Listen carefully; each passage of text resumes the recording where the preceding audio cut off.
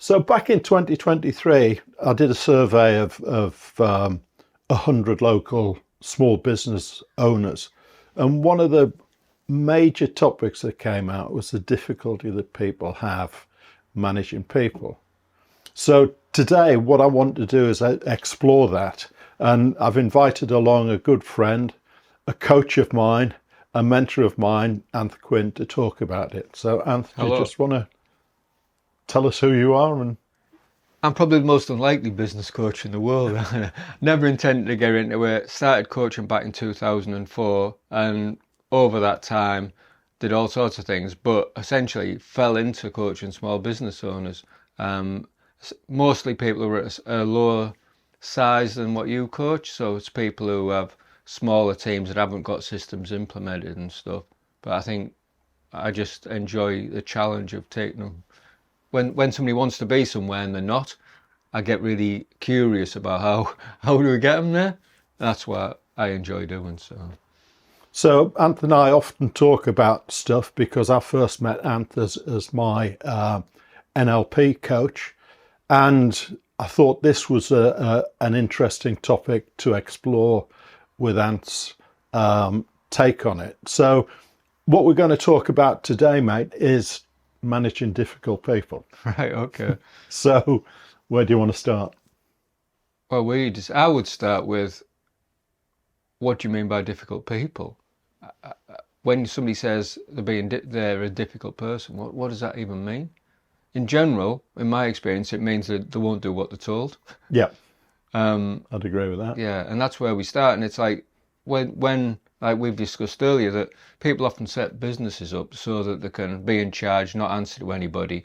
And when they start developing a team, a lot of people feel they can just tell people what to do, and that often works if they've luckily got the right people. But when the pressure's on and the business owner starts feeling the stress, they can often start to fire off orders. Command. Yeah, and people don't like being told what to do. I mean, we've talked about why that is, but in general, people like to make their own decisions.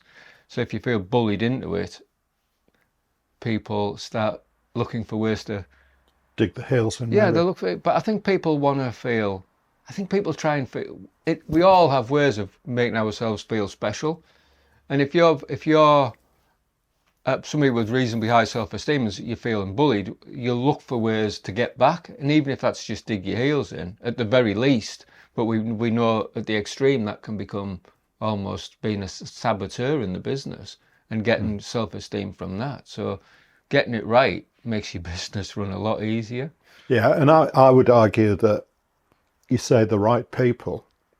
I mean, people that it's possible the people that just comply are the right people at one stage of the business's development, when you're just looking for somebody to do stuff. But as the business starts to grow, they may be the wrong people. Yeah, absolutely. I mean, if you want somebody to do simple tasks and they come in and they do some simple, you can tell them what to do and they can do it. That's fine. But as you want to, especially as you start to want to step away, that you need a different sort of thinking. But I think where we both agree is that what you really need to understand is what you want them to do, and recruit somebody who is right for that role at that time. So if you want somebody who's just going to press that button, and I've had a job in the past where I was in a factory and I put a thing in one end, that had to go in, the other end didn't, and that was it. They don't want you to think, they just want you to do it. Mm-hmm. But if you want somebody to think about how you're going to respond to a customer inquiry, you want somebody who can think or who's got the right attitude. Yeah. So it's about, for me, one of the things that's really come up is being really clear on what the role is, and in terms of what you want them to deliver and the attitudes. That's critical, really, I think. I mean, I often think about communication. You know, if I'm transmitting and you're not receiving, I can't do anything about you, but I can do a lot about how I'm transmitting. Absolutely. Well, that's the classic NLP thing, isn't it? Yeah. The meaning of the communication is the response you get. If you tell somebody to do something and they do something different, you can either blame them or you can think, wow, hang on a minute, did I communicate that correctly? How did I get that so wrong? What am I communicating? And I think unconsciously, as a leader, people are looking at everything you do. You're communicating whether you like it or not. Absolutely. So And somebody said something to me a while ago, and it's true. I think it's true. Is that the behaviours in your business are a direct reflection of your ability to recruit and train people in your business. And if it's not working, the place to start looking is you. Yeah.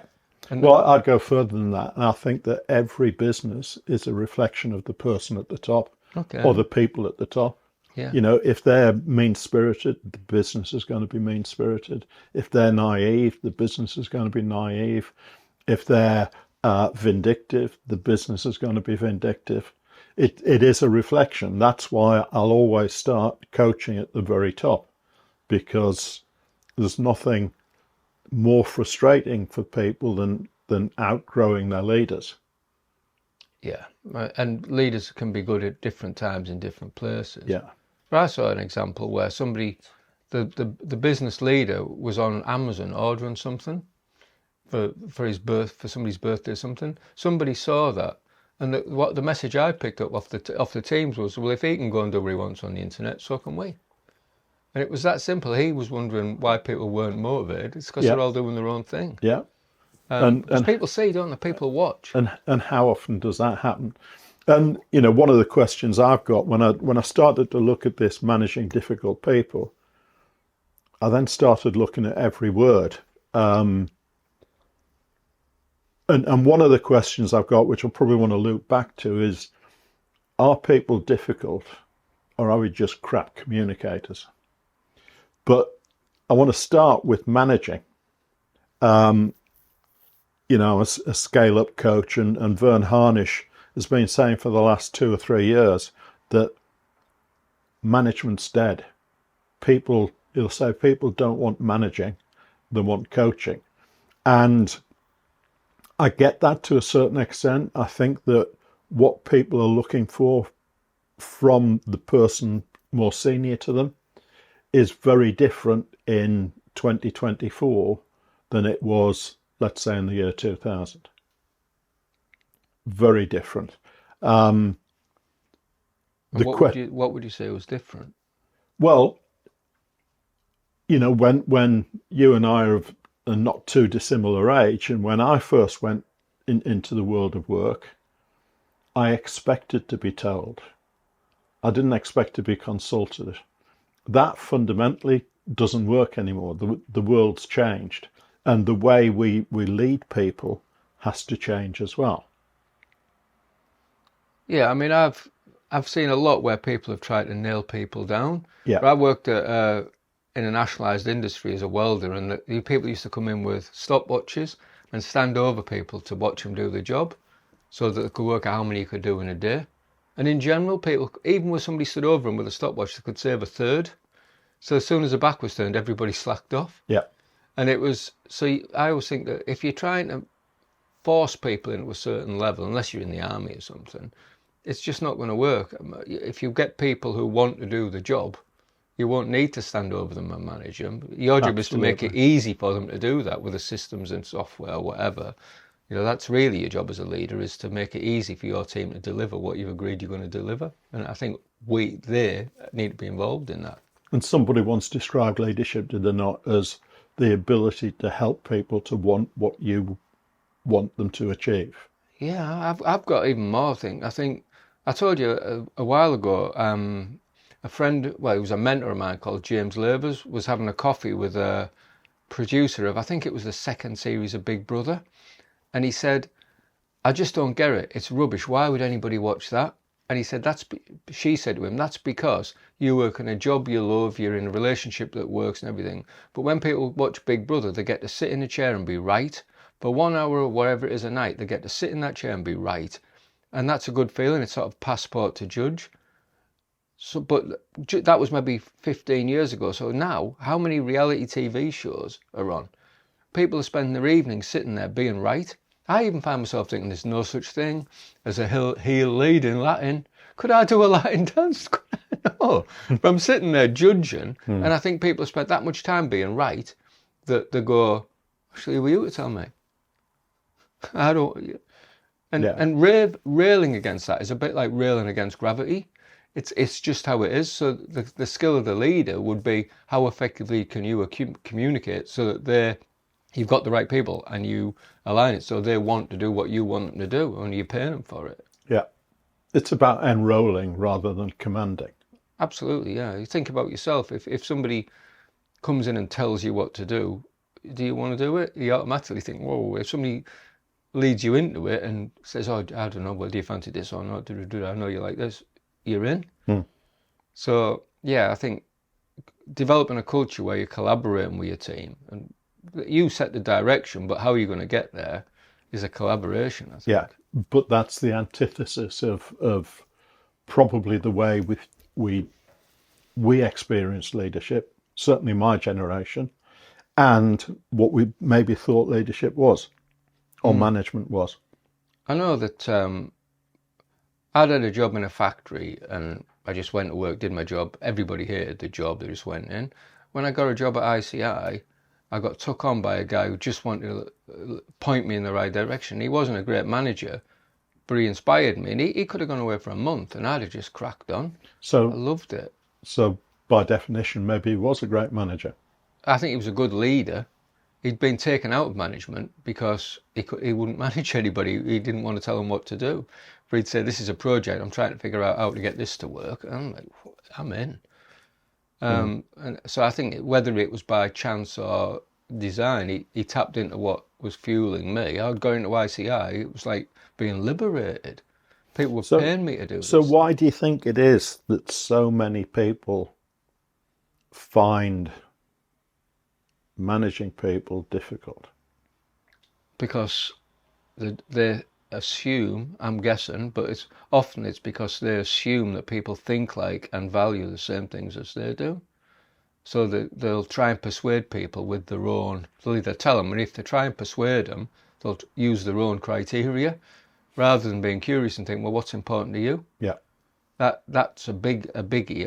And when it bounces off the triad, it's a bit like the stereotypical Englishman in abroad. He shouts louder and louder because the foreigner doesn't understand. Talks slower and shouts louder because.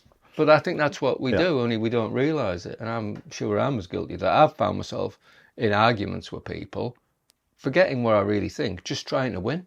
Yeah, it becomes adversarial. Yeah. And once you're in there, once people have dug the flag in, they're going to defend it. So the real job is to get the right people, but work with them. You don't want people sticking the flag and saying, no, I'm not doing that.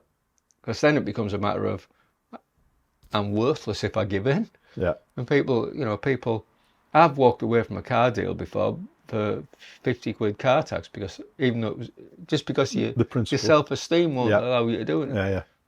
We're all just Stone Age chimps, really. Yeah. Jim Rohn, I think it was Jim Rohn, told a great story about he was brought up on a farm, and there's a story about him and his dad trying to get a heifer into the barn, and the heifer and they can lock the legs, and they were pulling and pulling, couldn't get this heifer to move, and Jim's mum came out of the farmhouse, what are you doing? And went back into the farmhouse, came out, put a hand underneath the calf's nose, and the calf just followed her into the barn. She had some honey on her fingers. That's the difference between trying to force somebody and helping people want what you want. Yeah, and the other classic story is the one with, I think it's in How to Influence People, when he says, I really like jam sandwiches, but when I go fishing, for some reason, fish seem to prefer worms. You bait your hook for what the... Yeah. But I honestly think that there's part of us, and I'm probably as guilty as the rest of us, that doesn't want to do that. I just want them to do it. I shouldn't have to bend to do that. I'm the boss. And it's like, well, that's fine if you're prepared to take the pain. It's up to you. And there is a lot of pain. So what do you think anybody could do about it? If how would you go about if you've got a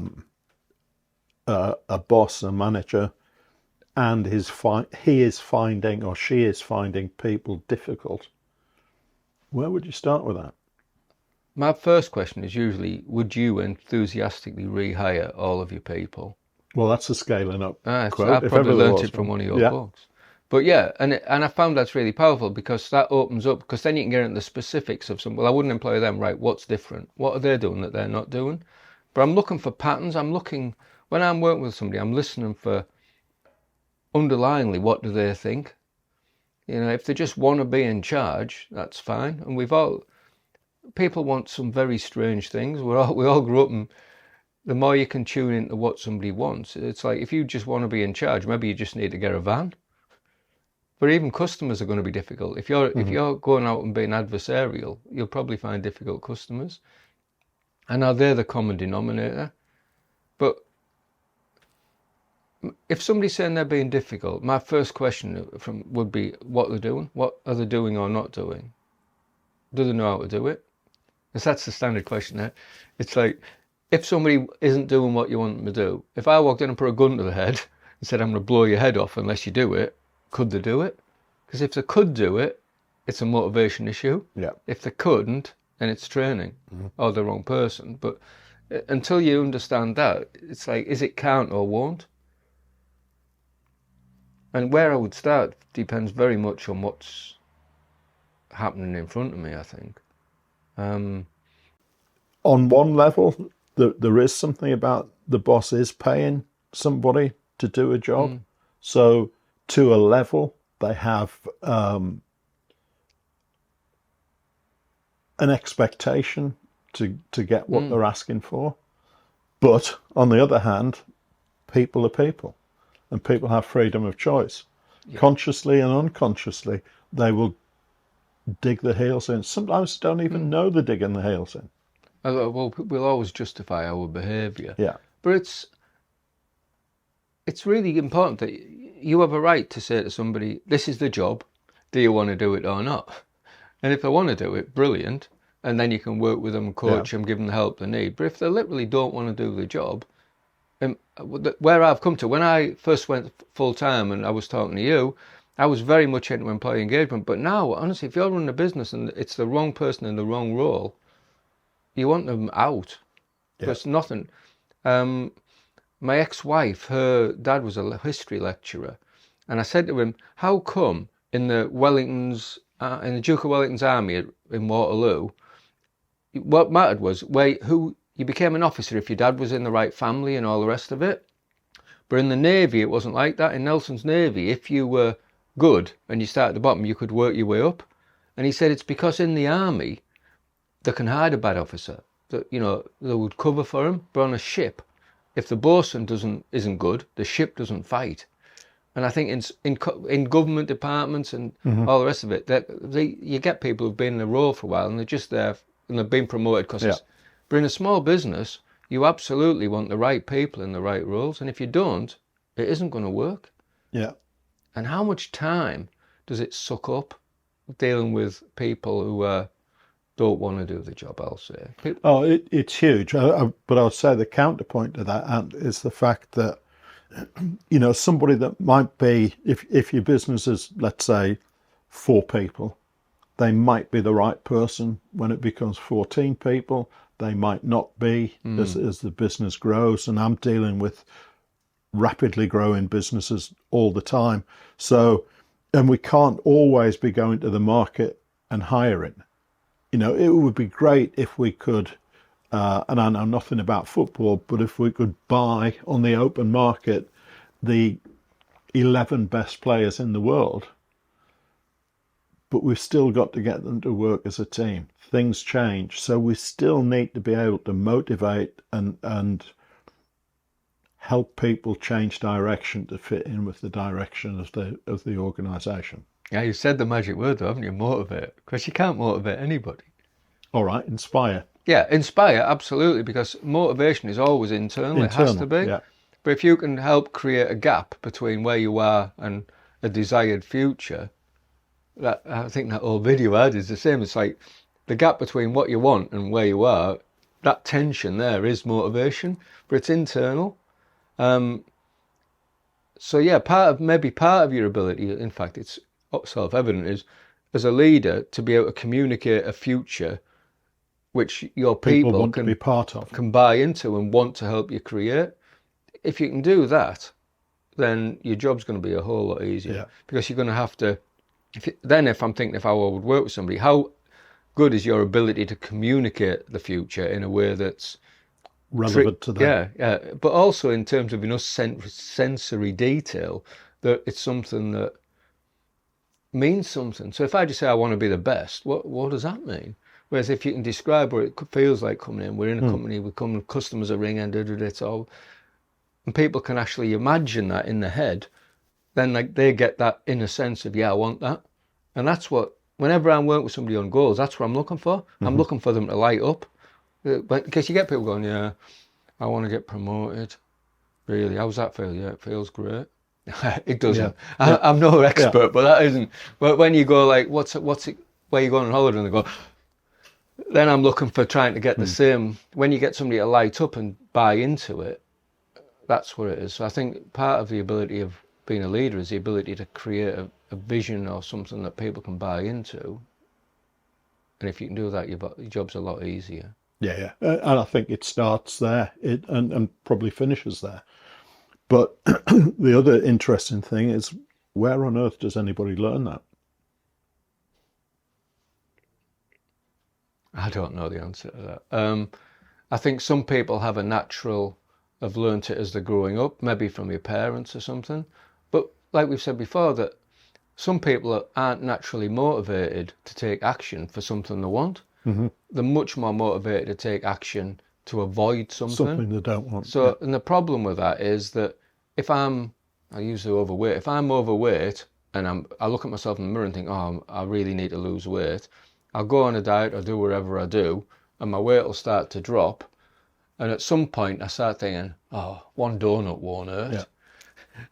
Up my weight starts to go. And this cyclical motivation, it can be a really good way of getting people started. But as a coach or as a leader, I guess, the ability to translate that into what will be better. How well can you help them craft that? And honestly, I don't think a lot of people aren't very good at that. So one of the things I did is, with somebody who couldn't articulate that, I said, okay, well, you're paying me, so I'll do it. And I wrote them out. I wrote it out. This is what you're going to be doing then. And they were immediately like, no, I don't want that. And I was like, what would you want instead? All right. Yeah. Whereas some people can naturally do it. You know Bill Scott, you know him a lot better than me. I interviewed him a long time ago, and when he was talking, he started talking about the business he wanted to create, and it was obviously he was looking at it, but then he had the ability to go from that to, that means a week on Thursday I need to put that bolt in that hole. And I've not seen many people who have that ability to really see the future in that way. If you can do that, it's a real gift, but it's a thing well worth working towards, I think. Yeah, and of course that's why he's such a successful leader. And we call that a visionary leader, don't we? Well, how often when you start working with somebody do you say, what do you want? And they say, I don't know. How often does that happen? Yeah, and then when you get a bit beyond that, very often they'll trot out the same old stuff. And, I know I was like that, and what I thought I wanted actually wasn't what I wanted at all. And I rose very quickly, and at sort of age 35, I realised I'd climbed this ladder and it was against the wrong bloody wall. And, that's a terrible thing to realise, because that's 35 years wasted. But that's then about well-formed outcomes, isn't it? It's about understanding yourself and what you really want. And what I found out was what I really wanted was very different from what I thought I wanted. I think one of the problems that I've come across with goals is, and it's this, you need to set goals and commit to them. Because I think you can change your mind. The real point of a goal is to get you into action and moving in a direction, because then you can say, is this what I want or not? But people spend years, especially now with this, so much is possible. You can have this, and this. So I just go, I won't do anything. And then I end up depressed because I haven't achieved all these misty things I haven't achieved. It's actually, well, let's choose that, start moving, and then you'll see differently from there. And you develop on habits, which is what really drive your behaviour. So imagine if you were that person, woke up in a job at 35 years and you just think, I'm just going to sit it out. So it's not just, if you're running a small business, you want people who are motivated and you want to move things forward. If somebody just wants to come in and punch the ticket. crews, that might be okay if that's what you want them to do. But if not, Chances are it's not in a Yeah, small yeah. business for the reasons you just said. so, I've been able to have those honest conversations about where we go and what do you want to do. This is where we're moving to. Are you in or not? I think is a good thing. But people, what was it, presenteeism? Somebody called it. So they just turn up and just.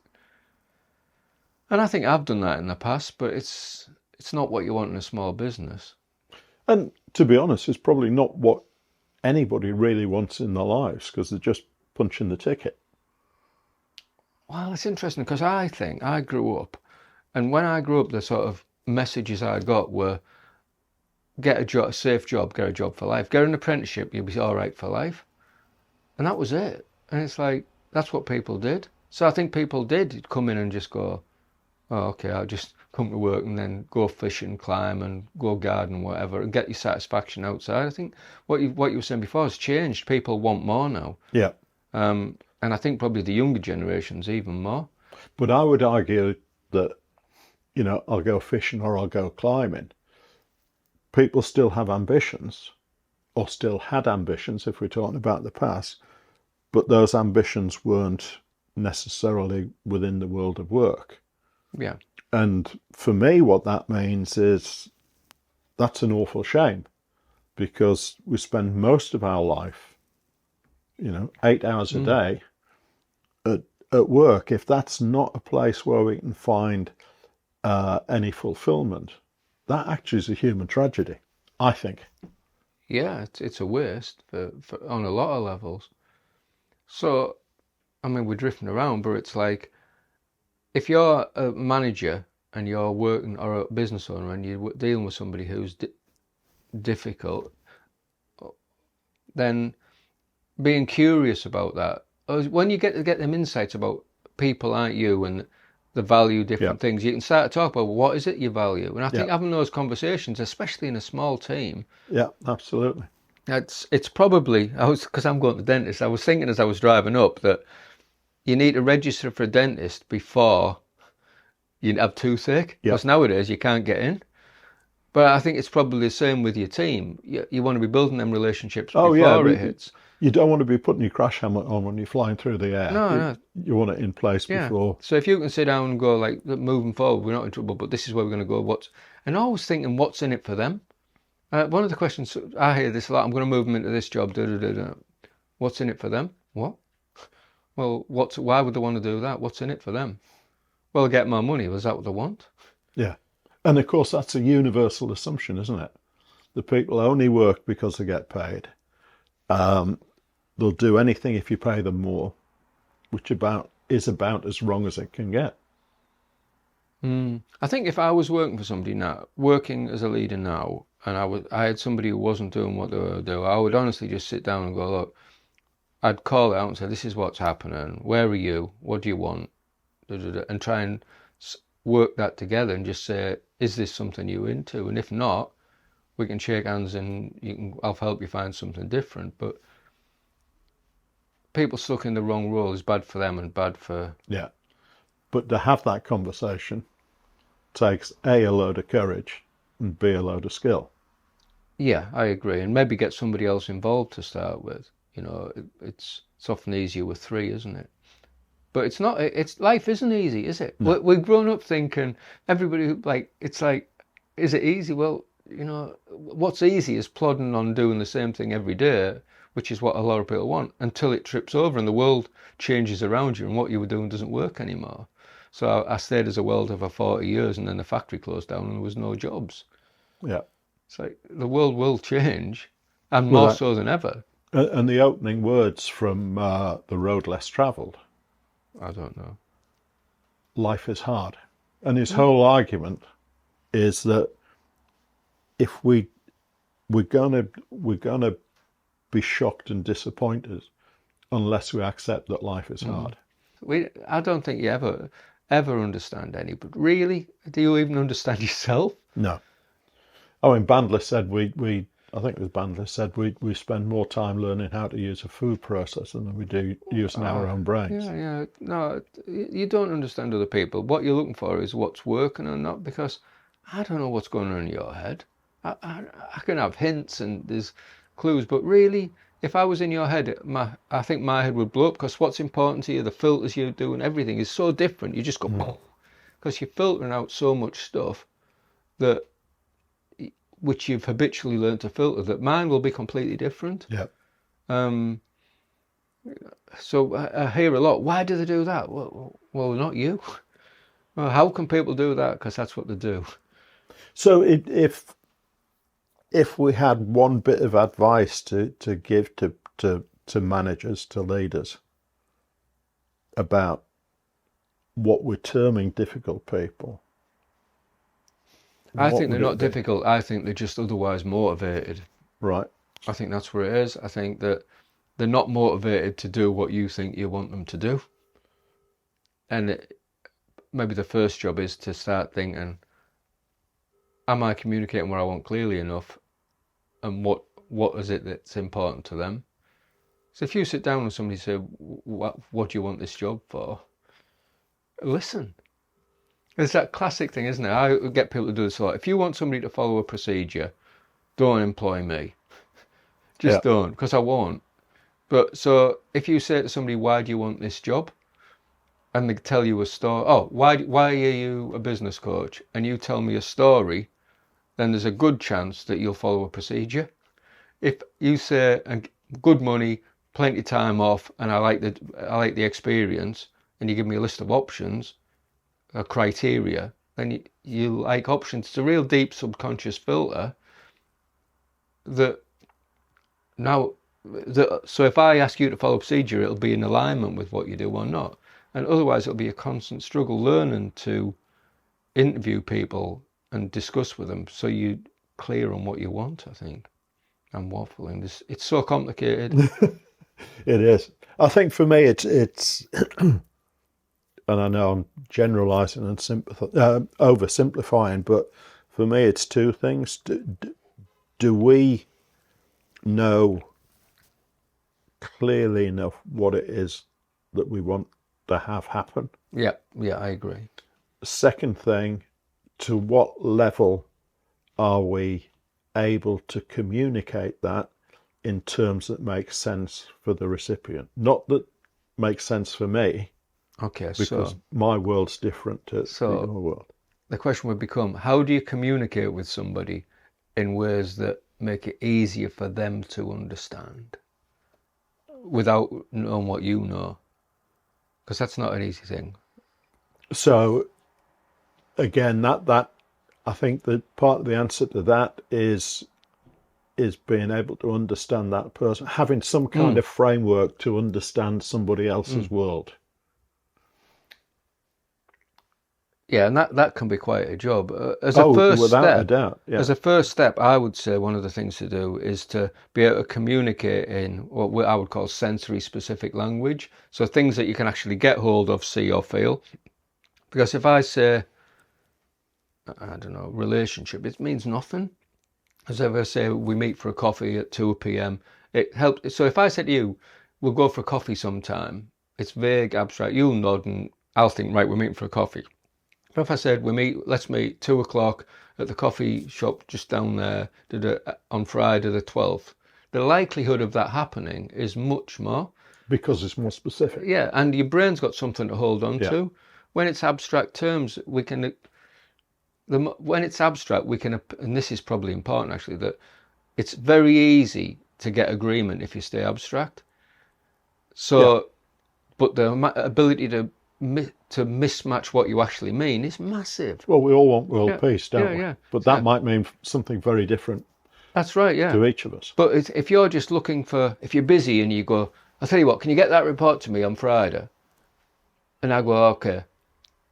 You think I've agreed to do it, but what you actually want, which report was it? You know, how do you want it reported? The level of detail. Yeah, and I think that if you think about going on holiday, it's the same. If you think I want to go to Tenerife, for the sake of argument, there's not much there. But if you go on the brochure and you start filling in the details, I want to go to that hotel, I want to do that excursion, it becomes real in your head, and you start getting emotional attachment to that, and that means it's much more likely to happen. So maybe the one simple thing people could do is imagine a holiday, think where they want to go, and see how they feel differently when they've filled all the details in.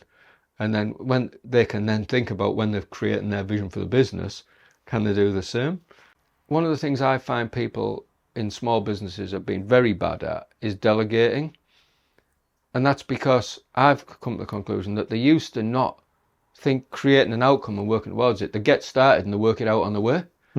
So when they have to try and delegate to somebody, they go, why does he keep coming back to me? He says, because I haven't given somebody things somebody can work with. I've kind of said, oh, just go and do them reports.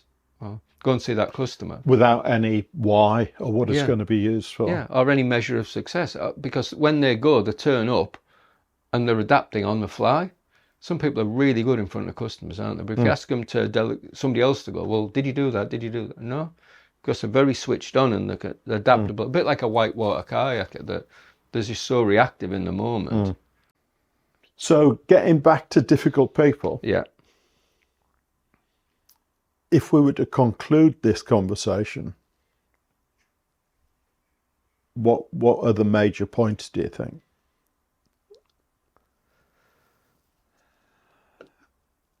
I think one is, are people clear enough what you want them to do in a way that they would find motivating, and do they want to do it? And if they don't, get curious about, is it that they can't or they won't? And if they won't, get rid of them. Okay, I would put a step in before that. Okay. And it's how clear are we as bosses, or how clear are the bosses? Not what they want doing, but the outcome that they want and why. Sorry, by I mean, what do you want to do? And we maybe should emphasise that. I'm very much not into watching people do the job. I believe in looking at outputs. For sure. Yeah, because Couldn't it's agree too more. easy to, like, I've had people say that I found him outside having a cup of coffee or whatever. Some people might work best if they go and lie in a field and look at the sky, but what matters is output.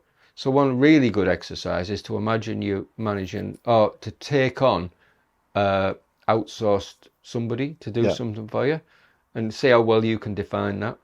Because it doesn't matter if you employ somebody to do, I don't know, a video for you, and they're going to deliver in a week. You have no idea what they're doing. They could be on the beach. It could take them 5 minutes. Could be And I don't need to know. No, all that matters is, did they produce what you wanted to a good standard in that time? So start thinking about that. Watch what people deliver, not necessarily always the detail of how they're spending the day. It doesn't matter. I have a friend who's very good at what they call swerving. So swerving is knowing your boss well and doing what's important to him or her and letting everything else slide. And they get great reviews. So if they can do it, so can you. Yeah. Yeah. And yet we get obsessed by whether people are ordering on Amazon or going out for a smoke. And in some areas that might be important, but I doubt if it's ever as important as we often tell ourselves it is. So I'm not flippant when I say get rid of people. I would work with, if people want to be there, and I would, I believe in training if it's a skill issue, coaching if they need some new, can benefit from newer attitudes.